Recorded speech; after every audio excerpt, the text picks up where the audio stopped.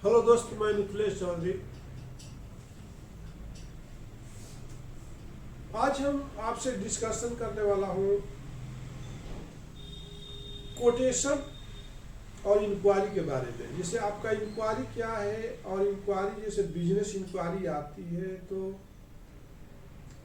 क्यों आती है, आपके पास इंक्वायरी कैसे आती है और उस इंक्वायरी के ऊपर कैसे हमको फोकस करना चाहिए, कैसे बात करना चाहिए, कम्युनिकेशन करना कैसे करना चाहिए।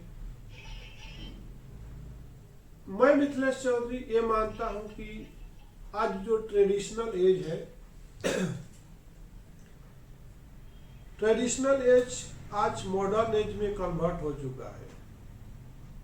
आज का जो एज है, today age is a modern age बोलते हैं, डिजिटल मार्केट एज बोलते हैं, डिजिटल मार्केटिंग बोलते हैं।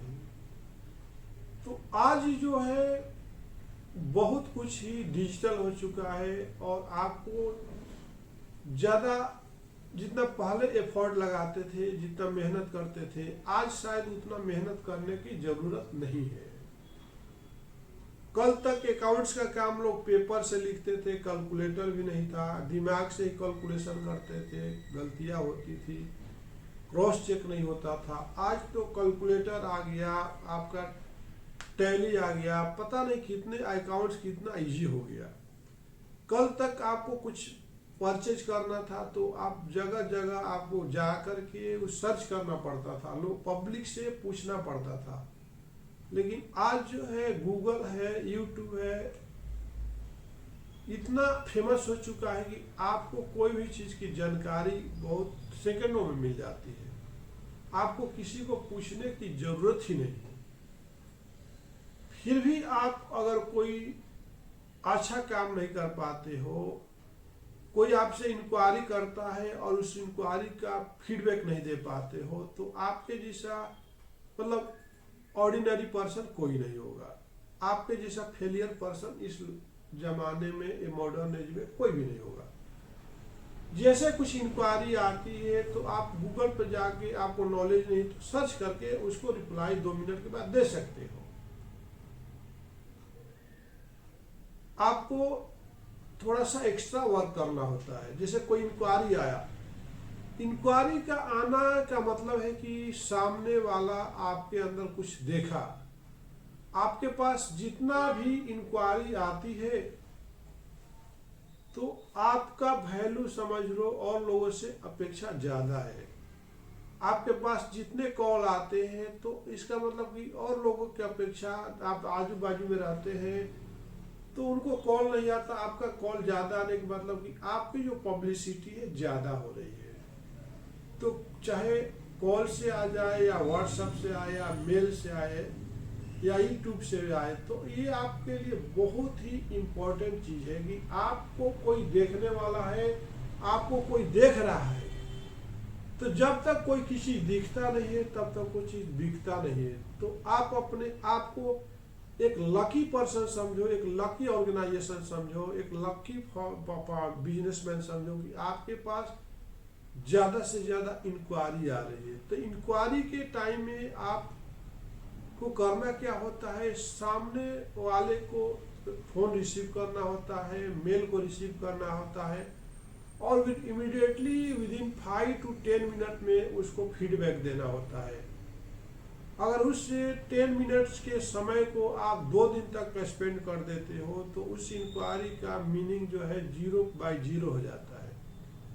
अगर विदिन 10 मिनट्स में उस इंक्वायरी को अगर फीडबैक दे देते हो तो 90/100 आपको चांस रहता है कि वो कस्टमर आपके साथ जुड़ने के लिए एग्री है। क्योंकि कोई भी आपसे अप्रिशिएट कब होगा, आपसे प्रभावित कब होगा, जब उसको सेम टाइम में जवाब मिल जाता है। करेक्ट। अब आपको एक एग्जाम्पल बता रहा हूँ, कहीं पर आप जा रहे हो, कहीं पर आप भटक चुके हो और कोई पब्लिक जो है, आप किसी यात्रीगण से या कहीं कोई मिल गया, लेडीज और जेंट्स, अगर कोई सवाल करते हो कि सर मेरे को ये आप एड्रेस चाहिए था, यहाँ पर मैं आ गया हूँ लेकिन ये मिल नहीं रहा है, ये मेडिकल शॉप किधर है, ये ऑर्गेनाइजेशन किधर है, इंटरप्राइजेज किधर है, कंपनी किधर है, पहले पूछ के ही तो लोग जाते थे। का पहले तो लोकेशन नहीं रहता था।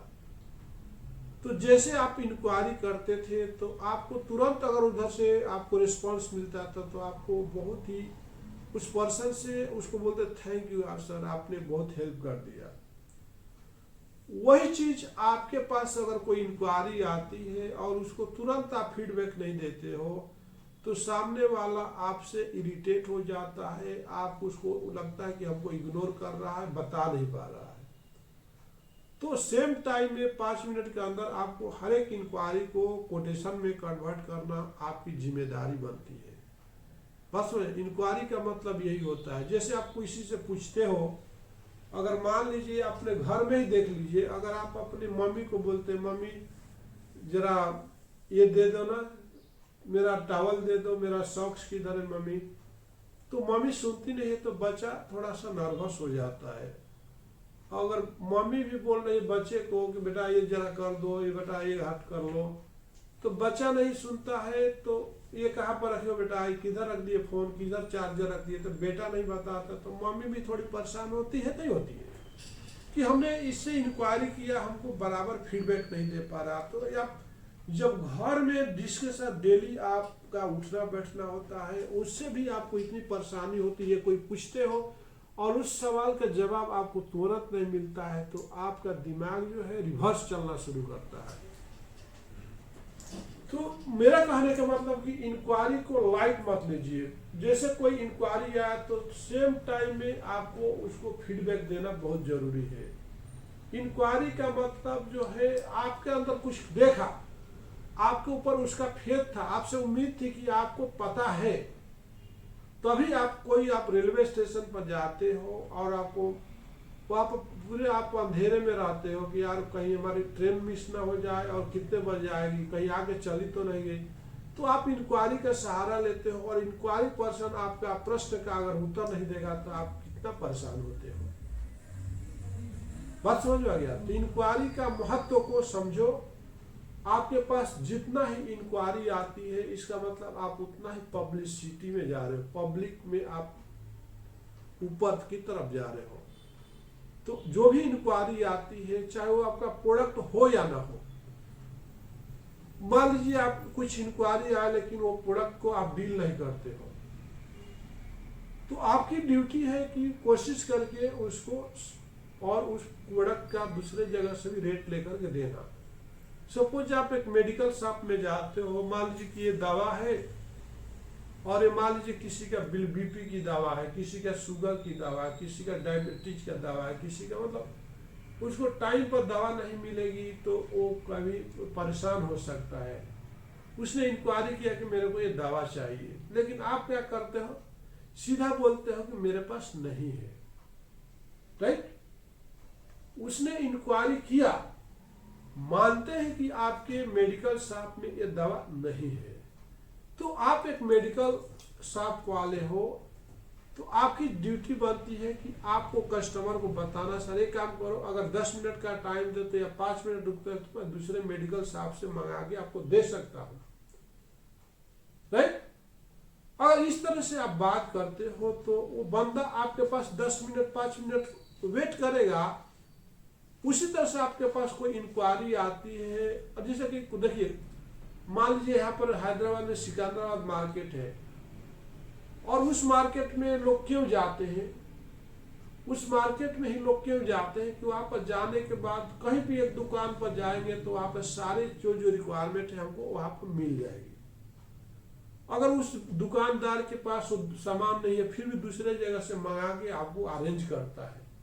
इसलिए रानीगंज का मार्केट, जैसे आपका आप जाते हो कुछ कपड़े सामान है, फॉर्चून का सामान खरीदने के लिए हैदराबाद चार मीनार जाते हो, पटेल मार्केट जाते हो और फॉर्चून का सामान के लिए बेगम बाजार जाते हो। अगर पता है कि वहां पर जाने के बाद सारी चीजें हमको अवेलेबल मिल जाएगी।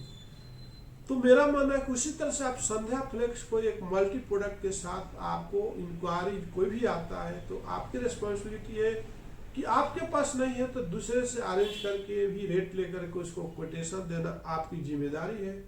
तभी आपके पास नंबर ऑफ कस्टमर आएंगे तो आपका नंबर ऑफ इनकम बढ़ने की चांस रहती है।